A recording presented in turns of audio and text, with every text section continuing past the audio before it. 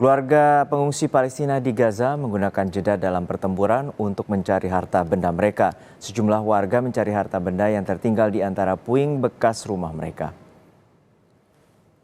Gencatan senjata antara Hamas dan Israel dimanfaatkan keluarga tunawisma di Johor Al-Dik di Gaza Tengah untuk mencari harta benda yang tertinggal di antara puing-puing bekas rumah mereka.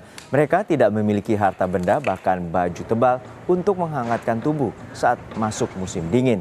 Ada sekitar 1,8 juta warga yang menjadi pengungsi Palestina di Gaza. Lebih dari 13.300 warga Palestina tewas sejak perang dimulai. Sekitar 2/3 dari mereka adalah perempuan dan anak-anak. Sementara lebih dari 1.200 orang tewas di pihak Israel. Sebagian besar warga sipil tewas dalam serangan awal.